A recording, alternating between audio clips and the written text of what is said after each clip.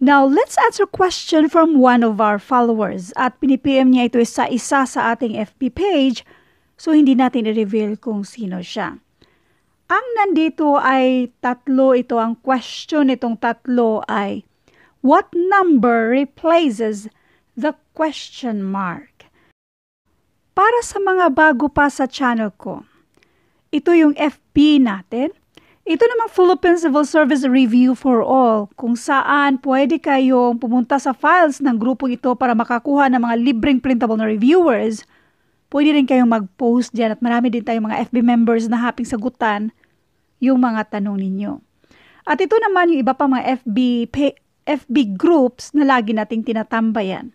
And by the way, kung hindi nyo alam kung paano makakuha ng mga libreng printable na reviewers, yung link o yung tutorial video kung paano yan, ilalagay ko sa description ng video ito. Ito naman yung mga FB pages na posibleng makatulong sa inyo. Now, let's start. Ang question, what number replaces the question mark? Ngayon, paano kaya yan, ma'am? Bakit parang puzzle man yan siya, ma'am? Kapag mga ganito, wala yang pinagkaiba yung sa number series, yung mga sa abstract. In other words, ang hanapin lang natin dito ay yung pattern. May napapansin ba kayo sa pattern? 9, 8, 7, 6, 5, 4, 3, decreasing consecutive numbers. 8, 7, 6, 5, 4. Napapansin niyo ba yung pattern dito? Yung pattern. So, ganon din ang gagawin natin. 7. So, therefore, ito ay 6. Next ay 5.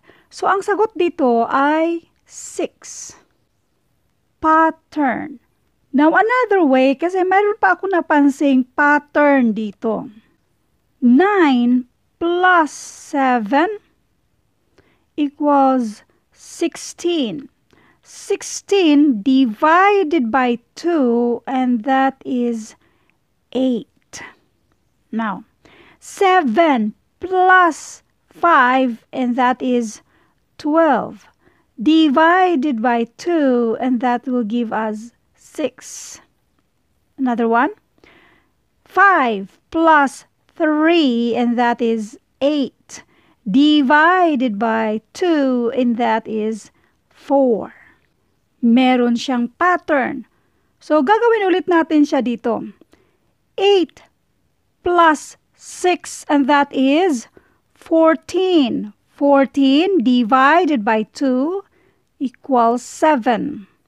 6 plus 4, and that is 10. Divided by 2 equals 5.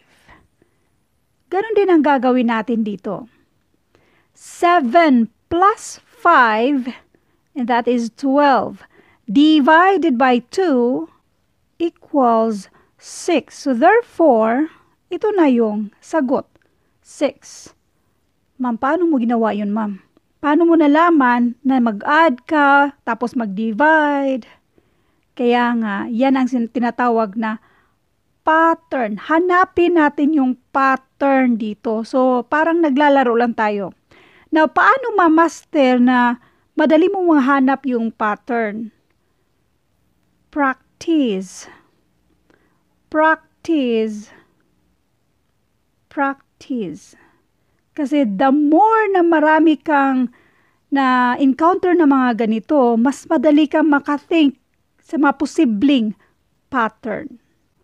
Ma'am, parang hindi namin gets yung pangalawang pattern na ginawa natin. So, iklaruhin lang natin para mas klaro din sa ibaba. Ang ginawa natin, 9 plus 7, and this is 16. Dinivide natin ang 2, kaya 8 yan siya. Ganon din ang ginawa natin dito. This is 12, dinivide natin ng 2, and this is 6. Si 5 at saka si 3 ina-add natin yan siya, dinivide ng 2 equals 4.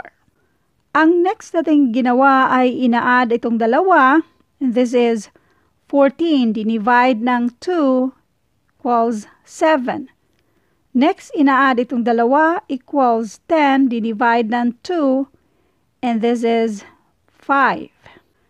And then finally, itong dalawa ina-add natin, 7 plus 5 equals 12, divided by 2, and that is 6. Hanggang dito na lang muna tayo. Abangan sa next na video itong triangle na ito, kung ano naman kaya itong nasa question mark at itong parang hagdan ba, kung ano naman kaya itong nasa question mark. Thank you for watching, but before we will end this video, mag-random shoutout muna tayo kay Sir Lawrence Zion Camacho, kay Sir Rodel Onganiza, tapos kay Sir J.R. Lloyd Ruiz. Sabi niya, galing talaga ma'am. Thank you for that.